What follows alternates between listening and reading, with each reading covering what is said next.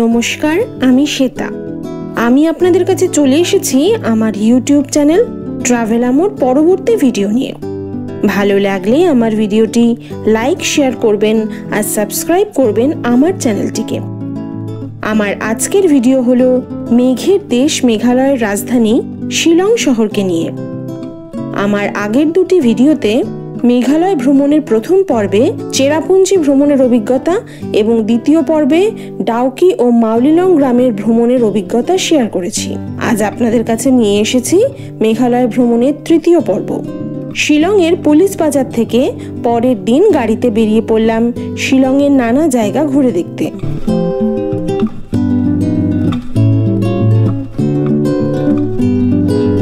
Shillong, Scotland of the east. প্রথমেই চলে এলাম শিলংয়ের সবচেয়ে বড় চার্চ ক্যাথেড্রাল অফ মেরি। এটি 1936 সালে তৈরি হয়েছিল।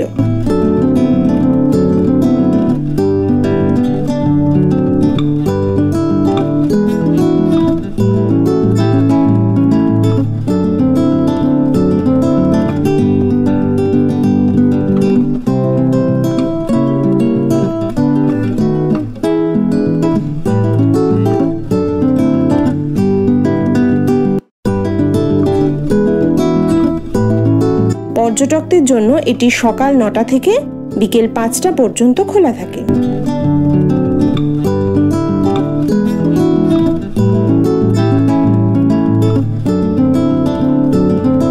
এরপর চলে আসুন আপার শিলং টি ফার্ম। শিলংয়ের পুলিশ বাজার থেকে মাত্র 11 কিলোমিটার দূরত্বে পাহাড়ের ঢালে এটি অবস্থিত। এন্ট্রি ফি পার হেড 20 টাকা। এখানে যেদিকেই তাকাবেন শুধু চা বাগানের সারি। অসাধারণ সিনিক ভিউটির সাথে চা বাগানে অনেকগুলো ভালো ছবি তুলে নিতে পারেন। এরপর চলে এলাম আপার শিলংয়ে অবস্থিত এয়ারফোর্স মিউজিয়ামে। শিলং বাসস্ট্যান্ড থেকে এর দূরত্ব 13 কিলোমিটার।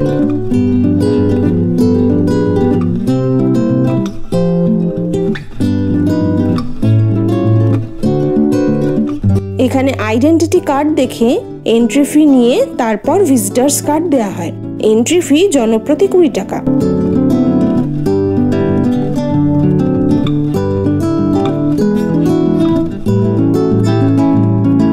সোমবার এবং ন্যাশনাল হলিডে ছাড়া প্রতিদিন সকাল 9টা থেকে বিকেল 5টা পর্যন্ত খোলা থাকে।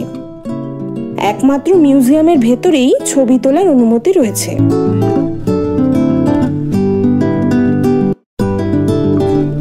ইন্ডিয়ান এয়ারফোর্সের ইস্টার্ন কমান্ড ক্যাম্পাসের ভেতরেই রয়েছে এই মিউজিয়ামটি।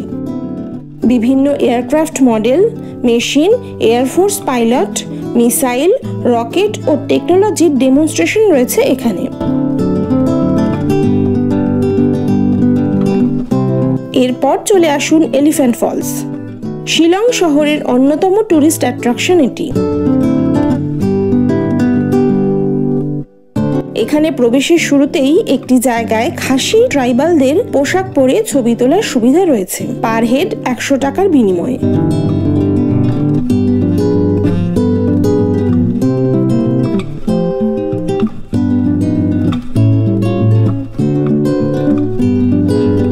এরপর পেয়ে যাবেন এলিফ্যান্ট ফলস যাওয়ার রাস্তা। এই ফলসটি 3 ভাগে বিভক্ত, অর্থাৎ 3টি আলাদা আলাদা স্টেপ থেকে এই ফলসটি 3 রকম রূপ দেখতে পাবেন। পেরোতে হবে প্রায় 150টি সিঁড়ি। এখানকার প্রবেশ মূল্য জনপ্রতি 30 টাকা। সপ্তাহে বুধবার বাদে বাকি প্রতিদিন সকাল 9টা থেকে এটি খোলা থাকে। ব্রিটিশরা এখানকার একটি পাথরকে হাতির সদৃশ্য দেখে এই ফলসটির নাম দিয়েছিলেন এলিফ্যান্ট ফলস। পরবর্তীকালে 1897 সালে ভূমিকম্পে ওই পাথরটি ধ্বংস হয়ে যায়। ফলসের প্রথম ভাগটি বেশ চওড়া, মাঝের অংশটি তুলনামূলক ছোট। এই ফলসের 3টি ভাগের মধ্যে সবচেয়ে সুন্দর লেগেছে শেষ ভাগটি। ফলসের এই শেষ ভাগের একদম সামনে থেকে অনেকগুলো ছবি তুলে নিতে পারেন। শিলং শহরে ঘুরতে এলে এই জায়গাটি যেন কোনোভাবেই মিস করবেন না। এরপর চলে আসুন লাইটলুম ক্যানিয়ন।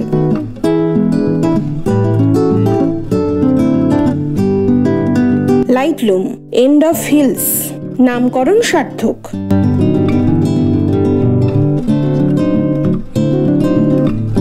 জায়গাটি শিলং শহর থেকে প্রায় 24 কিলোমিটার দূরে অবস্থিত। শিলংয়ে ঘুরে আসা বহু পর্যটকরা কিন্তু এই জায়গাটিতে আসেননি, তবে আমি সাজেস্ট করব সবাইকে এই জায়গাটিতে আসার জন্য।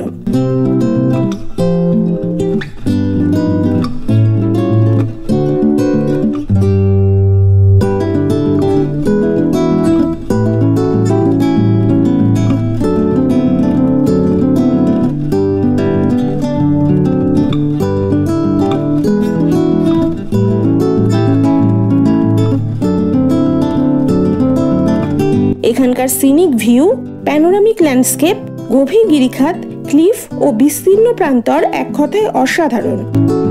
ল্যান্ডস্কেপ ফটোগ্রাফির জন্য এই জায়গাটি খুবই উপযুক্ত।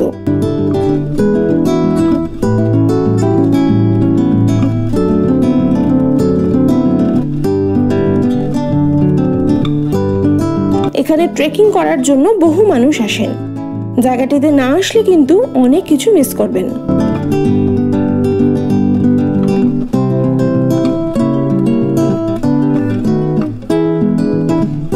এরপর চলে আসুন ওয়ার্ডস লেক। এন্ট্রি ফি বড়দের জন্য 10 টাকা, ছোটদের জন্য 5 টাকা।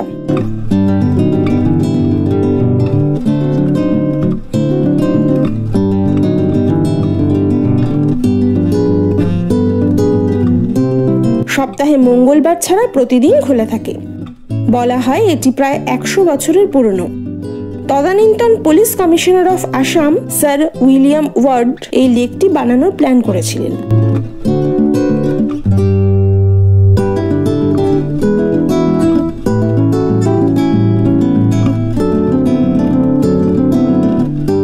এটি শিলং শহরের ঠিক মাঝখানে অবস্থিত একটি লেক, যার চারিদিকে সুন্দর সাজানো ফুলের বাগান রয়েছে।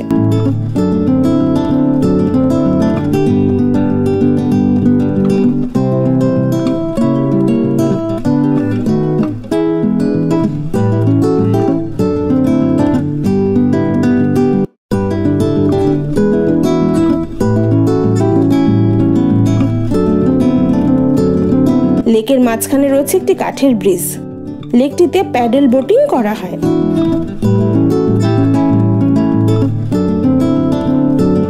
শিলং ভ্রমণ আজ এই পর্যন্তই। পরের দিন ছিল আমাদের ফেরার পালা।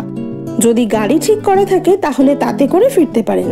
যদি গাড়ি ঠিক করা না থাকে তাহলে শিলং শহরের পুলিশ বাজার এলাকা থেকে অনেক শেয়ার গাড়ি পেয়ে যাবেন। চলে আসবেন আসামের গৌহাটির অন্তর্গত পল্টন বাজারে।